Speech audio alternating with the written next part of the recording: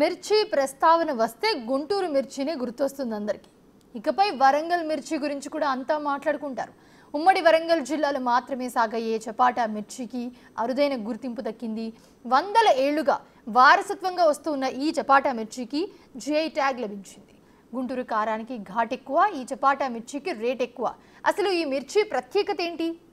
మీరే చూడండి.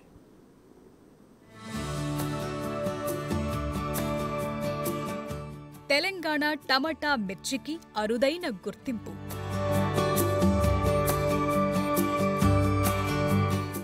వరంగల్ చపాటా మిర్చికి జిఐ ట్యాగ్.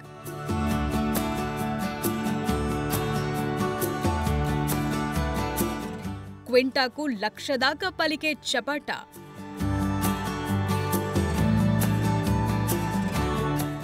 ఉమ్మడి వరంగల్ జిల్లాలో మాత్రమే సాగయ్యే ఈ చపాటా మిర్చిని టమాటా మిర్చి అని కూడా పిలుస్తారు.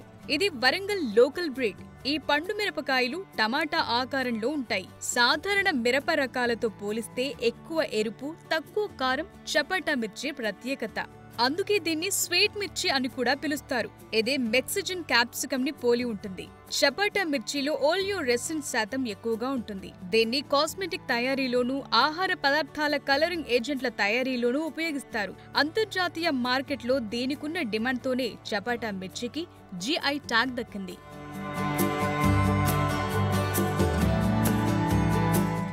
ఈ చపాటా మిరప కేవలం వరంగల్ నేలలోనే పండుతోంది.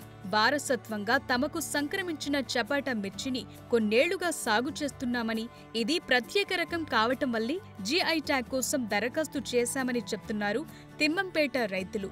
ఉమ్మడి వరంగల్ జిల్లాలోనే ప్రత్యేకంగా పండేటువంటి చపాటా మిర్చి రకానికి జిఐ ట్యాగ్ రావడంతో కూడా ప్రత్యేకంగా ఈ మిర్చికి సంబంధించి అసలు ఎందుకు ప్రత్యేకత, దీనికి సంబంధించి పండించడం రైతులు తిమ్మంపేట ఫార్మర్స్ ఆధ్వర్యం లోపల దీనికి జిఐ ట్యాగ్ అప్లికేషన్ చేసుకోవడం జరిగింది. ప్రస్తుతం దీన్ని జర్నల్ ప్రచురితం కూడా పూర్తయిన నేపథ్యం లోపల చపాటా మిర్చి కూడా పూర్తిగా చర్చనీయాంశంగా మారింది. ప్రస్తుతం మనతో తిమ్మంపేటకు సంబంధించినటువంటి రైతులు చపాటా టమాటా రకం అని పిలిచేటువంటి ఈ యొక్క మిర్చి పండించే రైతులను మాట్లాడదు. ఏంటి అసలు ఎట్లా ఎప్పటి నుంచి పండిస్తున్నారు, అసలు విత్తనం ఎట్లా వచ్చింది మీకు, దీని సాగు ఏ విధంగా ఉంటుంది?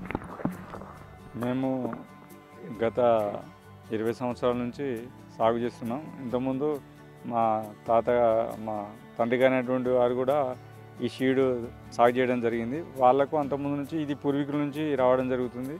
కాకపోతే ఏంటంటే దీంట్లో ఉన్న గుణాలను బట్టి ఇది మనం సాగు చేయడం జరుగుతుంది. ఇది కారంకి వచ్చేటప్పటికి చాలా తక్కువ కంటెంట్లో కారం ఉంటుంది. ప్లస్ ఇందులో ఆయిల్స్ యూజ్ చేయడం జరుగుతుంది, కలరింగ్ పోవడం జరుగుతుంది. కాబట్టి ఇది వివిధ పాశ్చాత్య దేశాలలో విపరీతమైన డిమాండ్ ఉండడం జరుగుతుంది. చూటి రకము ఇది మేము స్వయంగా మంచి చెట్లను చేరుకొని విత్తనం తయారు చేసుకొని డెవలప్ చేసుకోవడం జరుగుతుంది. ఎక్కడ మేము కొనము, వేరే అడిషనల్ వెరైటీస్లో అయితే వాళ్ళు షాప్ల నుంచి తెచ్చుకొని రావడం జరుగుతుంది.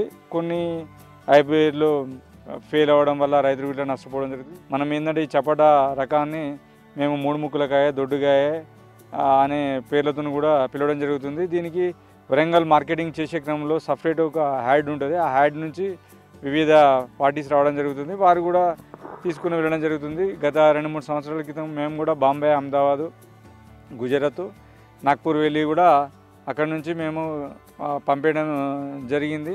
ఇది ఏంటంటే మాకు లేబర్ తక్కువ పడుతుంది, క్రాప్ ఎక్కువ రావడం జరుగుతుంది. ఇది మంచి దీనిలో గుణాలు కూడా ప్రెషర్ హోటల్లో కలరింగ్కు కానీ కారానికి కానీ దీన్ని ఎక్కువ యూజ్ చేయడం వల్ల దీనికి మంచి డిమాండ్ ఉండడం జరుగుతుంది. ఇది చాలా పూర్వీకుల నుంచి కూడా ఇది పండడం జరుగుతుంది. దీనికి ఒక స్పెషాలిటీ ఏంటంటే ఇది అన్ని భూములలో పండదు, కొన్ని భూములలో మాత్రమే దానికి అనుకూలమైన భూముల్లో కూడా పండడం జరుగుతుంది. మా అదృష్టం ప్రకారం మా ఏరియాలో దీనికి అనుకూలమైన భూములు ఉండడం వల్ల మా పూర్వీకుల నుంచి ఇది పంటను పండేయడం జరుగుతుంది. దీనిలో అత్యధికమైన గుణాలు ఉండడం వల్ల కారానికి కానీ అటువంటి యూజ్ చేసే క్రమంలో మంచి మంచి మల్టీనేషనల్ కంపెనీస్ దీని ఫోడర్కి యూజ్ చేసే క్రమంలో ఈ ఫోటో తీసుకోవడం జరుగుతుంది. లోకల్ భాషలో మేము నీటికాయ అంటాము. నీటి వసతులు ఉన్న వాళ్ళు మాత్రమే ఈ ఈ రకం పండిస్తారండి. దానికి తేడా ఏంటంటే ఇది సెన్సిటివ్. ఎంత సెన్సిటివ్ అంటే దీన్ని పసిపాప చిన్న పాపను ఎట్లయితే చూస్తామో ఆ విధంగా చూస్తేనే పంట పండుతుందండి. లేదు అంటే పండదు. ఏ రైతు అయినా కూడా నేను ఇది పండేయగలుగుతాను అనుకుంటేనే ఈ నీటికాయ సాగు చేస్తారు. అంతేగాని ఏదో పెట్టి ఫలిద్దామనే కాన్సెప్ట్ ఉండదు. అదే ఈ మధ్యలో వచ్చిన సన్నగాయలు అదే సన్నగాయలలో తేజ రకం కానీ 341 కానీ 941 కానీ ఇంకా దీంట్లోనే ఈ మధ్యలో కూడా రవి వాళ్ళది హైబ్రిడ్ వచ్చింది. దానికి దీనికి కంపేర్ చేసినట్లయితే దాంట్లో ఈ కాయ తోలు చాలా పలుచగా ఉంటుంది, తోలు పలుచగా ఉంటుంది. దీంతో కంపేర్ అయితే దీంట్లో 50% కూడా దానికి ఉండదు. మార్కెట్కి వెళ్తే దానికి దీనికి అసలు కంపేర్ చేయలేము. అది ఒక రేకులా ఉండి చూడగానే రేటు కూడా బాగా తగ్గిపోతుంది. ఇది చాలా తిక్కగా కొంచెం మందంగా ఉండడం వల్ల దీనికి రేట్ అనేది బాగా పలుకుతుంది. ఇది హైబ్రిడ్ రకానికి ఉన్న లోకల్ వెరైటీకి ఉన్న తేడా. ఇది మొత్తంగా రైతుల వర్షన్ అయితే విన్నాం. మరోవైపు చపాటాకు జిఐ గుర్తింపు వచ్చిన నేపథ్యంలో కూడా హార్టికల్చర్ ఆఫీసర్స్ కూడా తరచూ ఈ యొక్క మిర్చి పంటలను పరిశీలిస్తూ దీనికి సంబంధించినటువంటి వివరాలను కూడా సేకరిస్తూ ప్రస్తుతం మనతో హార్టికల్చర్ ఆఫీసర్ ఎట్లా ఉంది అసలు ఈ పంట ఎట్లా సాగుతుంది, దీనికి సంబంధించి మీరు ఏమన్నా గుర్తించారా? ప్రభుత్వానికి అసలు దీని డెవలప్మెంట్ కోసం ఏం చెప్పబోతారు మీ డిపార్ట్మెంట్ నుంచి? అందరికీ నమస్కారం. నా పేరు అల్లకొండ జ్యోతి, ఉద్యాన శాఖ అధికారిగా నర్సంపేట డివిజన్లో పనిచేస్తున్నాను. మనకి ఈ చపాటా మిర్చి కనుక చూసుకున్నట్లయితే నర్సంపేటలో మేజర్గా మాదన్నపేట, బాంజీపేట, చంద్రాయపల్లి అంటే ఈ గ్రామాల్లో పండిస్తున్నారు. అదేవిధంగా నల్లబెల్లి మండలంలో రంగాపురం, రేలకుంట, మనకి దుగ్గొండి వచ్చేసరికి తిమ్మంపేట, మహమ్మదాపురం గ్రామాల్లో దీన్ని పండించడం జరుగుతుంది. మనకి చపాటా కనుక చూసుకున్నట్లయితే మిగతా మిర్చి రకాలు అంటే సన్నగా ఇలా ఉంటవి.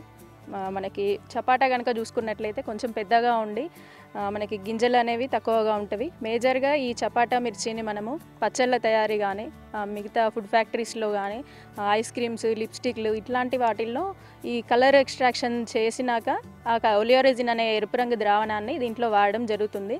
అందుకని మనకి చపాటాకి ఎక్కువ ఇంపార్టెన్స్ అనేది ఉంది.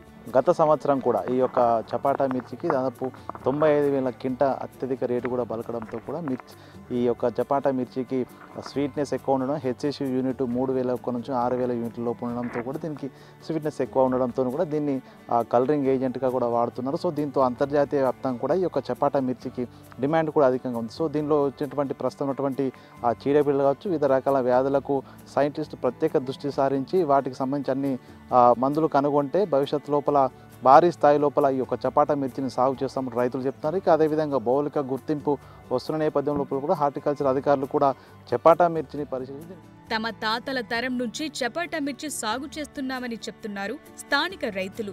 రాను రాను సాగు విస్తీర్ణం తగ్గిపోతోందంటున్నారు. మారుతున్న వాతావరణ పరిస్థితులతో చపాటా మిర్చికి చీడపీడల తీవ్రత పెరిగిందంటున్నారు. ప్రభుత్వం ప్రత్యేక చొరవ చూపి తమకు సహకారం అందిస్తే ఈ రకం మిర్చి సాగు చేసేందుకు రైతులు ముందుకొస్తారని తిమ్మంపేట రైతు సాంబారెడ్డి కోరుతున్నారు. దొండకాయ అనేది మనకు ఒక 50 సంవత్సరాల క్రితం వచ్చింది కానీ అక్కడక్కడ వచ్చింది, మన ఏరియాకు రాలేదు.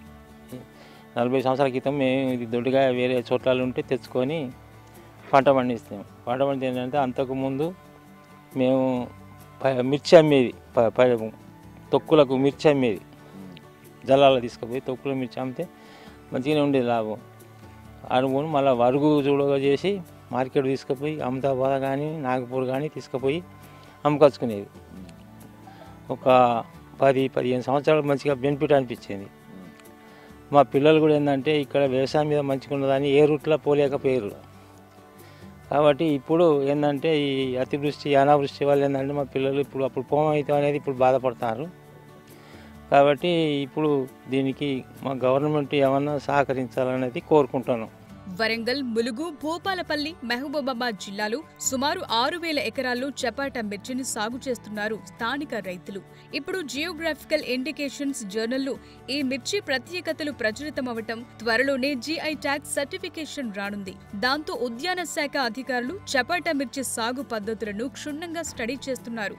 జిఐ ట్యాగ్ రావటం, ఇంటర్నేషనల్ మార్కెట్లో మంచి డిమాండ్ ఉండడంతో చపాటా మిర్చి సాగు విస్తీర్ణం పెంచేందుకు, నాణ్యమైన పంట దిగుబడి వచ్చేందుకు మెరుగైన పద్ధతుల్లో సాగు చేసేలా రైతులకు సూచనలిస్తున్నారు వరంగల్ జిల్లా ఉద్యానవన శాఖ అధికారి సంగీత లక్ష్మి. మనము ఈరోజు చపాటా మిర్చి అలాగే తేజ సెగ్మెంట్ కల్టివేట్ చేసే తోటలో ఉన్నాము.